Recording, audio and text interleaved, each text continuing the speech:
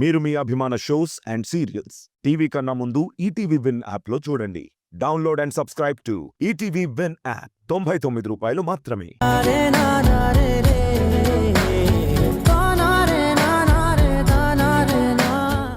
ఇప్పటికే పట్టబడుతోంది. ఎలా చేయమంటావు? నా కూతురు గొంతు ఎలా కొయ్యమంటావు?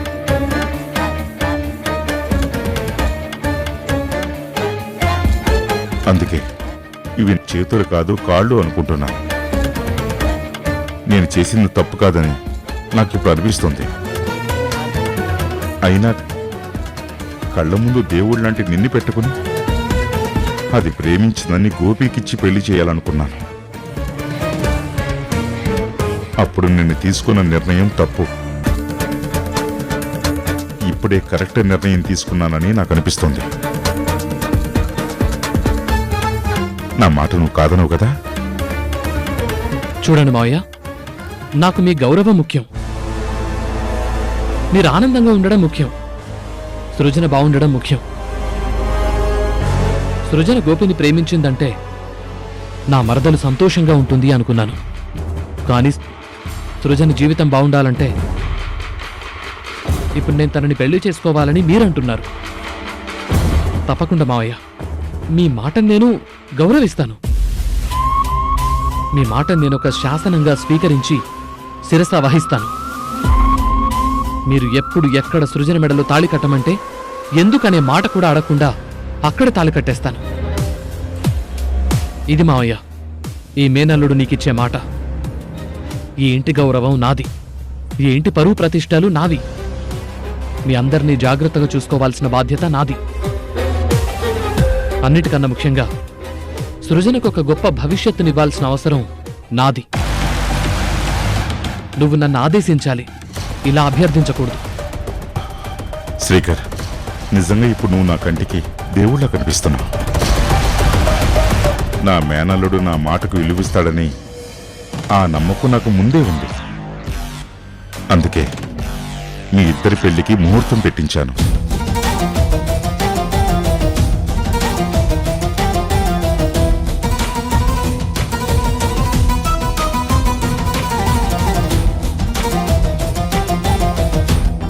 మావయ్య, నువ్వే నిర్ణయం తీసుకున్నా అది మంచి నిర్ణయం అవుతుందని నాకు తెలుసు. గోపి తప్పు చేశాడని ప్రూవ్ అయింది కాబట్టి నువ్వే కరెక్ట్. సృజనని ఎలా మార్చుకోవాలో, సృజనతో ఎలా మాట్లాడాలో నేను చూసుకుంటాను. నువ్వేం భయపడకు, ధైర్యంగా ఉండు. అది చాలు శ్రీకర్, ఈ ధైర్యం నాకు చాలు. నీ కాళ్ళు కడిగి నేను ఆ నీళ్లు నెత్తిన చల్లుకున్నా నువ్వు చేసే త్యాగం ముందు అది చిన్నదే అవుతుంది. తప్పు మావయ్య, నువ్వు నా కాళ్ళు కడగడం అన్నది సాంప్రదాయం కావచ్చు, కానీ నీ కూతురు చేయి నా చేతిలో పెట్టి నడిపించాలి అనుకుంటున్నావు. అదే నీ నిర్ణయం అయితే నాకు శాసనంతో సమానం. జీవితాంతం శిరస వహిస్తాను. ఈ ముహూర్తం కాగితం దేవుడి ముందు పెడతాను. అంతా దైవ ఘటన కదా.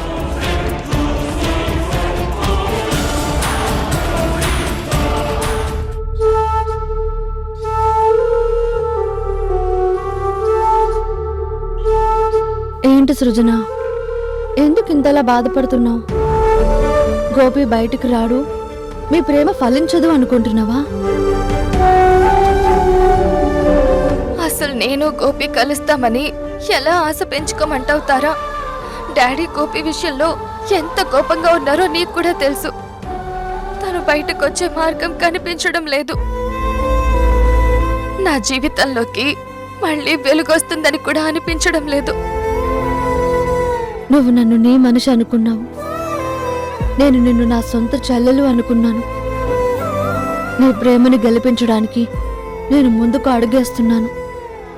నువ్వు ఇలా నిరాశగా ఉంటే ఎలా చెప్పు? లాయర్ని కలిసి వచ్చాను, అన్ని విషయాలు చెప్పాను. తప్పకుండా గోపిని బయటకు తీసుకొస్తానని ఆయన మాటిచ్చారు. అవును సృజన, తార నీ కోసం ఎంత హెల్ప్ చేస్తుందో నువ్వు ఊహించలేవు. ఆ లాయర్ గురించి నేను విన్నాను, చాలా పవర్ఫుల్ లాయర్. తప్పకుండా గోపి బయటకు వస్తాడు. మీ ఇద్దరికి ఎలా థ్యాంక్స్ చెప్పాలో నాకు అర్థం కావడం లేదు. నా గురించి మీ ఇద్దరు ఇంతలా ఆలోచిస్తున్నారు. నాకేం థ్యాంక్స్ చెప్పొద్దు సృజన. నా చెంప మీద కొట్టు, నా పళ్ళు రాలగొట్టు. అంతకు మించి నాకింకో మార్గం కనిపించట్లేదు. ఏంటి శ్రీకర్, ఎందుకు ఇలా మాట్లాడుతున్నావు? ఇంకెలా మాట్లాడమంటావు తారా? ఒక పక్క మనం గోపిని బయటకు తీసుకురావడానికి ప్రయత్నాలు చేస్తున్నావా? కానీ మామయ్య చూడు, నాకు సృజనకి పెళ్లి అని ముహూర్తాలు పెట్టించాడు. ఇదిగో ఈ ముహూర్తం పేపర్ నాకే ఇచ్చాడు. దేవుడి దగ్గర పెట్టమన్నాడు.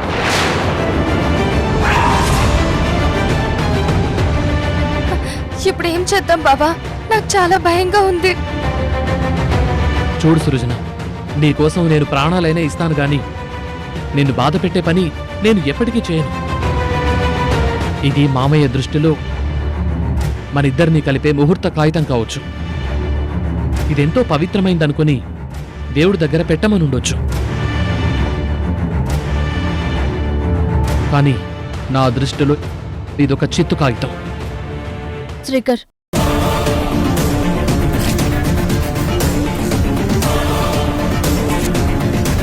ఈ ముక్కలు గాల్లో కలిసిపోవాలి. తప్పు శ్రీకర్, అది ముహూర్తం పెట్టించిన కాగితం. దాన్ని అలా చింపితే పాపం తగులుతుంది. తగల్ని తారా, ఆ పాపం నాకే కదా తగులుతుంది. ఆ పాపం ఒక శాపంగా మారి నేను చచ్చిపోయినా పర్వాలేదు. అప్పుడైనా సరే ఈ చేతులతో సృజన మెడలో తాళి కట్టే అవకాశం తప్పిపోతుంది. అప్పుడు తను గోపికి దగ్గరవుతుంది. నేను అదే కోరుకుంటున్నాను.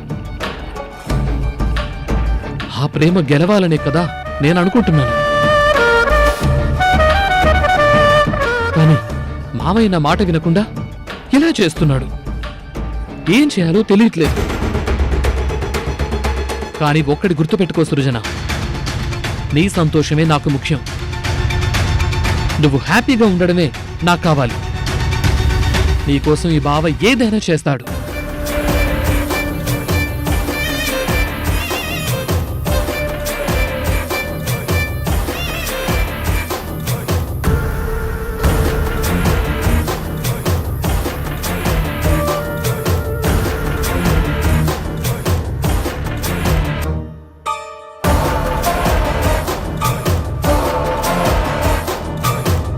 అసలు నిన్నెలా అర్థం చేసుకోవాలో నాకు అర్థం కావడం లేదు బావా. నిజంగా నీ స్థానంలో వేరే ఎవరైనా ఉంటే ఇలాంటి అవకాశాన్ని వదులుకోరు. కానీ నా కోసం నువ్వు ఇంతలా ఆలోచిస్తున్నావు. నా ప్రేమని గెలిపించడానికి నువ్వు ఇంతగా పాటుపడుతున్నావు. థ్యాంక్ యూ సో మచ్ బావా. దాందే ఉంది సృజన. నీ ఇష్టాన్ని గౌరవించడం నాకిష్టం. నీకు బాధ కలిగితే ఇక్కడ నా గుండెల్లో బాధ అనిపిస్తుంది. నీకు కన్నీళ్లు వస్తే నాకు కష్టం వచ్చినట్టుగా అనిపిస్తుంది. అందుకే ఏం జరిగినా సరే అందులో నా తప్పు ఉండకూడదని నేను చూసుకుంటాను. ఇలాంటి పరిస్థితుల్లో నువ్వు నా గురించి తప్పుగా ఒక్క ఊహ కూడా ఊహించకూడదని నేను కోరుకుంటున్నాను. మళ్ళీ చెప్తున్నాను, నీకు నేనున్నాను. అన్నీ నేను చూసుకుంటాను.